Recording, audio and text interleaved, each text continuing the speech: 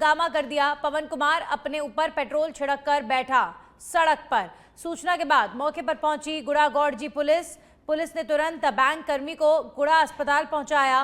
तबादले को लेकर केट गांव की शाखा में हंगामा किया गया।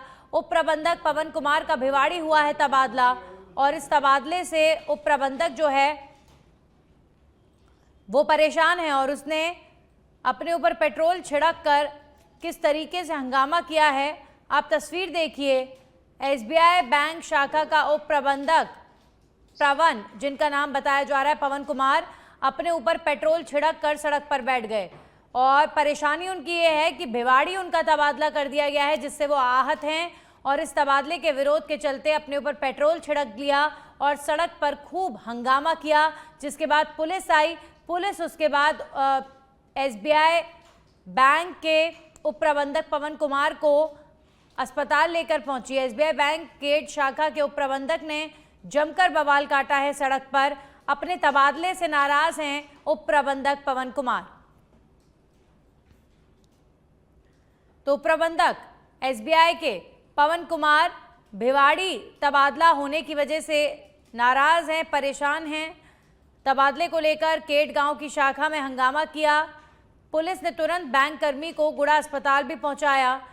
आपको बता दें, सड़क पर यह हाई वोल्टेज ड्रामा देखने को मिला। जैसलमेर जिले में हुए भीषण बस अग्निकांड के बाद अब तक 19 लोगों की दर्दनाक मौत की पुष्टि हो चुकी है। सभी शव पूरी तरह से जल चुके हैं, जिससे उनकी पहचान कर पाना बेहद मुश्किल हो गया है। इस बीच सीएमएचओ डॉक्टर राजेंद्र पालीवाल ने बड़ी जानकारी साझा करते हुए बताया कि शवों की शिनाख्त के लिए जोधपुर लैब में डीएनए मिलान की प्रक्रिया शुरू कर दी गई है। डॉक्टर पालीवाल ने बताया कि मृतकों की पहचान के लिए 21 बॉन सैंपल लेकर जोधपुर फॉरेंसिक लैब भेजे गए हैं। इसके साथ ही 9 मृतकों के परिजनों के डीएनए सैंपल भी भेजे गए हैं। कुछ परिजनों ने सीधे जोधपुर पहुंचकर भी अपने सैंपल जमा कराए हैं। कल शाम को जो वहाँ 19 लोगों की जो बॉडी निकाली गई थी, उनके सैंपल वहीं ले लिए गए थे और उनकी पैकिंग करके रात को ही रवाना कर दिए।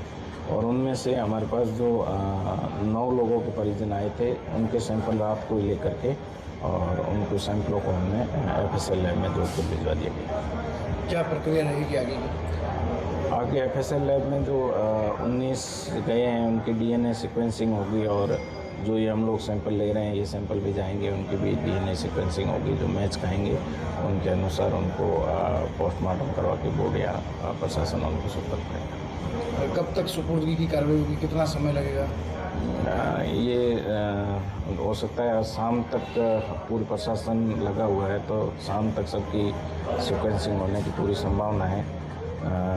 तो सीक्वेंसिंग होती तुरंत तो उनका पोस्टमार्टम करवा के बोर्ड दे देते। एक अंतिम सवाल लेना चाहूँगा, थोड़ा बोले, कितने लोगों के डीएनए सैंपल आ चुके हैं और कितने लोगों के और सैंपलिंग के लिए प्रयास कर रहे हैं, परिजनों से बातचीत हो रही है? इसमें जो मेरे यहाँ जिला लेवल पे यहाँ पे आए हैं 19 लोग, टोटल 19 में से 9 लोगों के परिजनों के सैंपल आ गए। बाकी जोधपुर में भी एक महात्मा गांधी हॉस्पिटल के अंदर बनाए हैं, जो जोधपुर साइड के लोग हैं तो वो डायरेक्ट वहाँ चले गए होंगे, तो वहाँ भी सैंपलिंग हो रही है।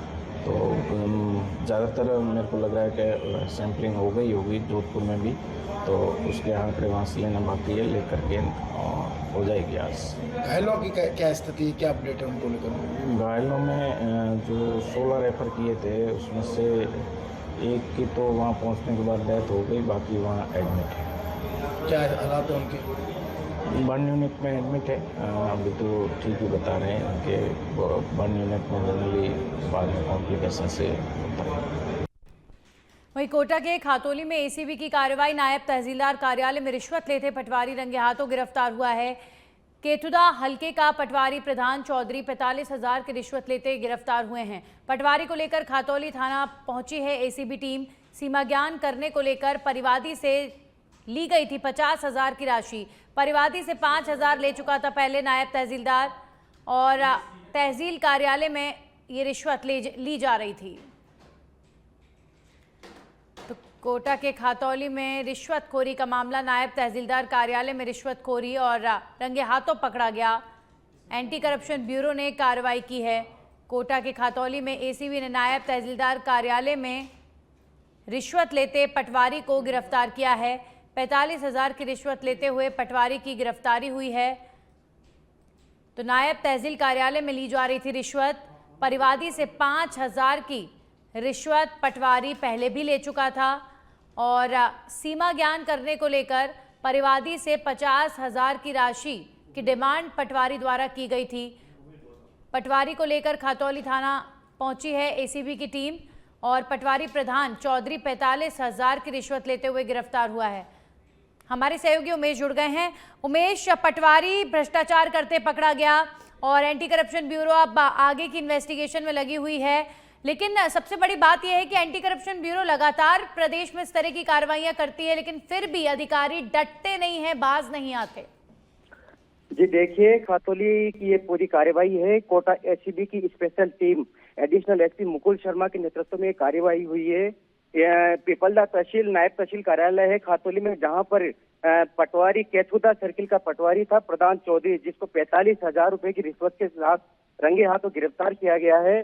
मैं बता दूं, पटवारी ने सीमा ज्ञान करने के नाम पे रिश्वत की 50,000 रुपए रिश्वत की मांग की थी, जिसमें से 5,000 रुपए वो पहले ही ले चुका था। आज उसने मिठाई के डिब्बे में 45,000 रुपए की रिश्वत ली है। उसको कोटा एसीबी की टीम ने रंगे हाथों गिरफ्तार किया है। जी चलिए, शुक्रिया उमेश आपका तमाम जानकारियों के लिए। तो कोटा के खातौली में एंटी करप्शन ब्यूरो की बड़ी कार्रवाई, नायब तहसील कार्यालय में रिश्वत लेते पटवारी गिरफ्तार। बात करेंगे सवाई माधोपुर से खबर है, जहां पर नगर परिषद कर्मचारियों ने पेमेंट ना होने को लेकर हड़ताल की है। सुबह यहां पर बाजार समेत गली मोहल्लों में साफ सफाई नहीं की गई उनके द्वारा। कर्मचारी कर रहे हैं समर्पित अवकाश के भुगतान की मांग। नगर परिषद आयुक्त की समझाइश के बाद अब काम पर लौटे हैं। भुगतान ना होने पर फिर से हड़ताल पर लौट सकते हैं कर्मचारी। तो सवाई माधोपुर में नगर परिषद कर्मचारियों का पेमेंट पेंडिंग होने की वजह से कर्मचारियों ने सफाई नहीं की। कर्मचारी हड़ताल पर चले गए और बाजार गली मोहल्लों में कूड़ा नहीं उठ पाया। कर्मचारी समर्पित अवकाश के भुगतान की मांग कर रहे हैं।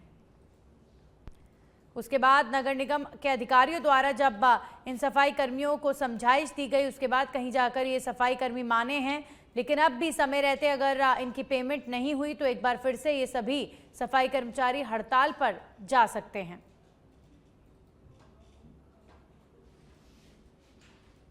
तो सवाई माधोपुर में कर्मचारी कर रहे हैं पेंडिंग पेमेंट, उनको देने की मांग। भुगतान न होने पर हड़ताल पर लौटे सफाई कर्मचारी, जिसके चलते गली मोहल्लों में बाजारों में कचरा नहीं उठा, साफ सफाई नहीं हुई, लोगों को भी काफी परेशानियों का सामना करना पड़ा।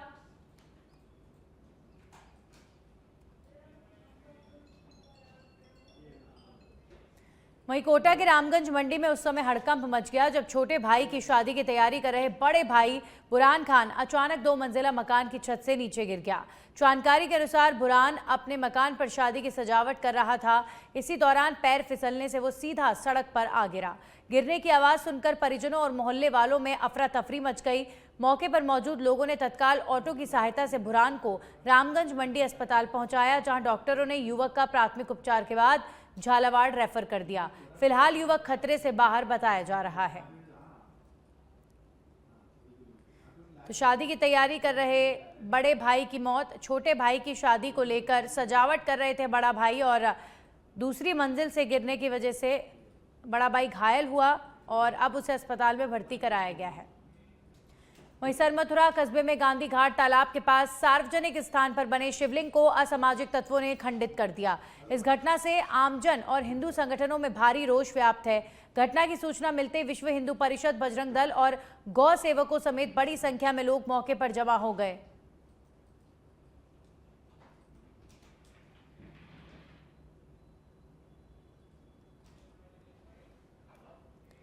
वहीं राजस्थान भ्रष्टाचार निरोधक ब्यूरो ने इंदिरा गांधी पंचायती राज विकास संस्थान जयपुर में एसोसिएट प्रोफेसर और पूर्व अधिशासी अभियंता राम अवतार मीणा के खिलाफ आय से अधिक संपत्ति के मामले में बड़ी कार्रवाई शुरू कर दी है। एसीबी के अतिरिक्त पुलिस अधीक्षक भूपेंद्र के नेतृत्व में चल रहे अनुसंधान में खुलासा हुआ है कि मीणा ने अपनी वैध आय से 115% अधिक करीब 2.77 करोड़ रुपए की संपत्ति अर्जित की है। एसीबी की गोपनीय जांच में सामने आया है कि आरोपी ने जयपुर के इंदिरा गांधी नगर में 6 प्लॉट और मकान, रोहिणी नगर में मुख्य मार्ग पर करोड़ों की जमीन, अचलपुरा में लाखों की जमीन, गंगापुर सिटी में मुख्य चौराहे पर प्लॉट और करौली के खिरखिड़ा गांव में आलीशान फार्म हाउस खरीदा है। इसके अलावा गंगापुर सिटी और हिंडौन के धंधावली में उनकी संपत्तियां पाई गई हैं। एसीबी की टीमें वर्तमान में जयपुर, गंगापुर सिटी और करौली समेत करीब 1 दर्जन ठिकानों पर तलाशी ले रही है। जांच में और भी महत्वपूर्ण खुलासे होने की संभावना जताई गई है।